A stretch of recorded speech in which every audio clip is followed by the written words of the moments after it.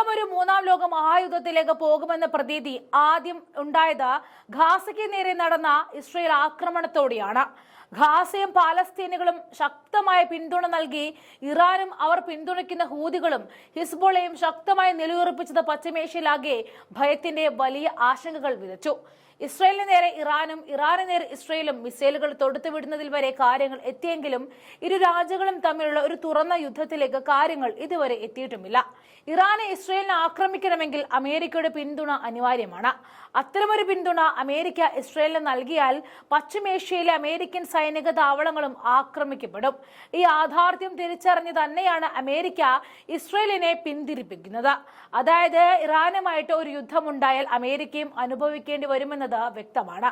മാത്രമല്ല, ജൂതരാഷ്ട്രമായ ഇസ്രയേൽ ഇറാനെ ആക്രമിക്കാൻ തുനിഞ്ഞാൽ അത് അമേരിക്കയുടെ സഖ്യകക്ഷികളായ അറബ് രാജ്യങ്ങളെയും പ്രതിരോധത്തിലാക്കും. ഇത് സൗദി അറേബ്യയും ഖത്തറും ഉൾപ്പെടെയുള്ള അറബ് ഇസ്ലാമിക രാജ്യങ്ങൾ അമേരിക്കയുടെ ശ്രദ്ധയിൽപ്പെടുത്തിയിട്ടുമുണ്ട്. നിലവിൽ ഇസ്ലാം മതവിശ്വാസികളുടെ അഭിമാനം കാത്തു സൂക്ഷിക്കാൻ പോരാടുന്നത് ഇസ്ലാമിക് റിപ്പബ്ലിക് ഓഫ് ഇറാൻ ആണ് എന്നാണ് ലോകത്തെ ഭൂരിപക്ഷം വരുന്ന ഇസ്ലാം മതവിശ്വാസികളും കരുതുന്നത്. ഇതുവരെ ഒരു വിട്ടുവീഴ്ചയ്ക്കും അമേരിക്കയുമായി ഇസ്രയേലുമായി ഇറാനും തയ്യാറായിട്ടുമില്ല. ഗാസ, ലബനാൻ, യമൻ, സിറിയ തുടങ്ങിയ രാജ്യങ്ങൾ ആക്രമിച്ച ഇസ്രയേൽ അമേരിക്കൻ പിന്തുണയോടെ നാളെ ഇറാനെയും ആക്രമിക്കുമെന്ന് തിരിച്ചറിഞ്ഞു തന്നെയാണ് ഇറാൻ അവരുടെ ആയുധക്കരുത്ത് വർദ്ധിപ്പിച്ചുകൊണ്ടിരിക്കുന്നത്. ഭൂഗർഭറകളിലെ വൻ ആയുധ ശേഖരണം ഇറാൻ പുറത്തുവിട്ടത് ലോകരാജ്യങ്ങളാകെ അമ്പരപ്പിക്കുന്നതായിരുന്നു. ഈ സാഹചര്യത്തിൽ ഇറാൻ ആണവ ശക്തിയാകും മുൻപ് തന്നെ അവരെ ആക്രമിക്കാമെന്നതാണ് ഇസ്രയേലിന്റെ അജണ്ട. എന്നാൽ റഷ്യയുടെ സഹായത്തോടെ ഇതിനകം തന്നെ ഇറാൻ ആണവായുധം വികസിപ്പിച്ചെടുത്തിട്ടുണ്ടാകാമെന്നാണ് അമേരിക്കയും കരുതുന്നത്. ഈ പശ്ചാത്തലത്തിൽ ഇറാനെ ആക്രമിക്കുന്നത് ആത്മഹത്യാപരമായിരിക്കും എന്നാണ് അമേരിക്ക നൽകിയിരിക്കുന്ന മുന്നറിയിപ്പ്. ഉപരോധം കൊണ്ട് ഇറാനെ വരുതിയിലാക്കാം എന്ന നയമാണ് ഡൊണാൾഡ് ട്രംപും സ്വീകരിക്കുന്നത്. ഇസ്രയേൽ അനുകൂലികളായ CIA-യും അമേരിക്കൻ സേനയിലെ ഒരു വിഭാഗവും ട്രംപിന്റെ ഈ നിലപാടിന് എതിരാണ്. ഇപ്പോൾ ഇറാൻ ആക്രമിച്ചില്ലെങ്കിൽ പിന്നെ ഒരിക്കലും അത്തരമൊരു സാഹസം ചിന്തിക്കാൻ പോലും കഴിയില്ല എന്നതാണ് ഈ വിഭാഗത്തിന്റെ നിലപാട്.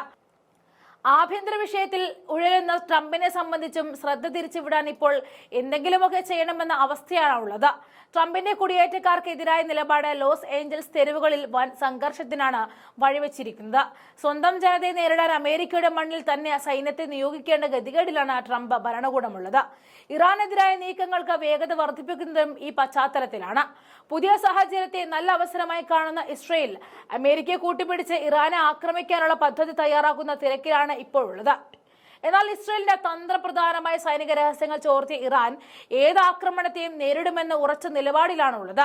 ഇരു വിഭാഗത്തെയും പിരിമുറുക്കം വർദ്ധിക്കുന്ന സാഹചര്യത്തിൽ അപ്രതീക്ഷിതമായ ചില സംഭവങ്ങൾക്കും ഇപ്പോൾ ലോകം സാക്ഷ്യം വഹിച്ചിരിക്കുകയാണ്. ജാപ്പനീസ് ദ്വീപായ ഒക്കിവാനയിലെ അമേരിക്കൻ വ്യോമതാവളത്തിലെ സംഭരണ ഡിപ്പോയിൽ ഉണ്ടായ സ്ഫോടനമാണ് അതിൽ പ്രധാനപ്പെട്ടത്. നിരവധി പേർക്ക് പരിക്കേൽക്കുകയും വൻ നാശനഷ്ടമുണ്ടാവുകയും ചെയ്ത ഈ സ്ഫോടനത്തിന് പിന്നിൽ ഇറാന്റെയോ അവയുടെ സായുധ ഗ്രൂപ്പുകളുടെ പങ്കുണ്ടോ എന്നാണ് CIA-യും മൊസാദും സംശയിക്കുന്നത്. ഇറാനെതിരെ അമേരിക്കയും ഇസ്രയേലും സംയുക്ത നീക്കം നടത്തിയാൽ ഈ വ്യോമതാവളവും അവരുടെ സൈനിക നീക്കങ്ങൾക്ക് പ്രധാന ഘടകമാണ്. കാരണം ഇറാനെതിരായ ഏതൊരു നീക്കവും ഉത്തര കൊറിയ, ചൈന, റഷ്യ തുടങ്ങിയ രാജ്യങ്ങൾ ഇറാൻ അനുകൂല രാജ്യങ്ങളെയും പ്രകോപിപ്പിക്കും. ഇറാനെ ആക്രമിക്കാനുള്ള നീക്കത്തിനെതിരെ റഷ്യ ഇതിനകം തന്നെ മുന്നറിയിപ്പും നൽകിയിട്ടുണ്ട്.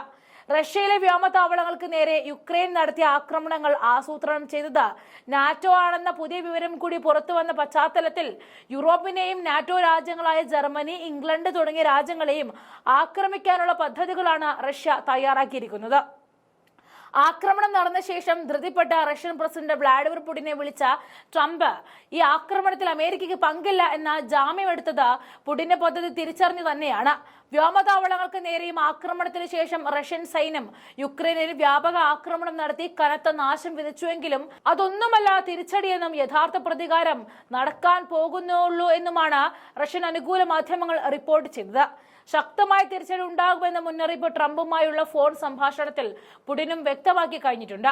റഷ്യ ഇങ്ങനെ നാറ്റോയ്ക്കെതിരെ ആക്രമണത്തിന് കോപ്പുകൂട്ടുമ്പോൾ മറുഭാഗത്തെ ചൈനയും പുതിയ സൈനിക നീക്കത്തിലാണ് ഒരുങ്ങുന്നത്. തായ്വാനെ ആക്രമിച്ച് കീഴ്പ്പെടുത്തുക എന്നതാണ് ചൈനയുടെ അജണ്ട. സംഘർഷം മൂർച്ഛിച്ചാൽ ജപ്പാനും അവരുടെ ടാർഗറ്റാകും. ദക്ഷിണ കൊറിയയുമായിട്ടും ജപ്പാനുമായും ശത്രുതയിലുള്ള ഉത്തര കൊറിയയും വീണു കിട്ടുന്ന അവസരത്തിനായിട്ടാണ് കാത്തു നിൽക്കുന്നത്. ജപ്പാനും തായ്വാനും ദക്ഷിണ കൊറിയയും അമേരിക്കയുടെ സഖ്യകക്ഷി ആയതുകൊണ്ട് തന്നെ ഈ രാജ്യങ്ങളെ സംരക്ഷിക്കേണ്ട ബാധ്യത അമേരിക്കയ്ക്കാണ് ഉള്ളത്. അതായത് ഇറാനെ ഇസ്രയേൽ ആക്രമിച്ചാൽ ലോകത്തിന്റെ പല ഭാഗത്തും സംഘർഷം പൊട്ടിപ്പുറപ്പെടാനാണ് സാധ്യത. അമേരിക്കൻ സൈനിക താവളങ്ങൾ ഉപയോഗിക്കാതെ ഇറാനെതിരായ ചെറിയ ഒരു ആക്രമണം നടത്താൻ പോലും ഇസ്രയേലിനെ കൊണ്ടാവുകയുമില്ല. ഇറാനെ പോലെയുള്ള ഒരു സൈനിക ശക്തിയെ ആക്രമിച്ച് കീഴ്പ്പെടുത്താനുള്ള കരുത്തും നിലവിൽ ഇസ്രയേലിനില്ല. അതുകൊണ്ട് തന്നെ ആക്രമണം നടക്കുകയാണെങ്കിൽ ഇരു രാജ്യങ്ങളും സംയുക്തമായിട്ടാണ് ഇറാനെ ആക്രമിക്കുക. ഈ പശ്ചാത്തലത്തിലാണ് ജപ്പാനിലെ അമേരിക്കൻ സൈനിക ക്യാമ്പിന് നേരെയുണ്ടായ ആക്രമണത്തെയും വിലയിരുത്തേണ്ടത്. ജൂൺ 9 പ്രാദേശിക സമയം രാവിലെ 11:20 കേഡനറ്റ് വ്യോമതാവളത്തിൽ സ്ഫോടനം ഉണ്ടായിരിക്കുന്നത്. ജാപ്പനീസ് സ്വയം പ്രതിരോധ സേനയിലെ അംഗങ്ങൾക്കാണ് പരിക്കേറ്റിരിക്കുന്നത്. ഇക്കാര്യം സൈന്യം തന്നെ സ്ഥിരീകരിച്ചിട്ടുണ്ട്. പൊട്ടിത്തെറിക്കാത്ത യുദ്ധോപകരണങ്ങൾ സൂക്ഷിക്കാൻ ഈ സൗകര്യം ഉപയോഗിച്ചിരുന്നതായിട്ടും റിപ്പോർട്ടുകളുണ്ട്. SDFന്റെ പൊട്ടിത്തെറിക്കാത്ത ആയുധ നിർമ്മാർജ്ജന സംഘമായിട്ടാണ് ഇത് പ്രവർത്തിച്ചിരുന്നത്.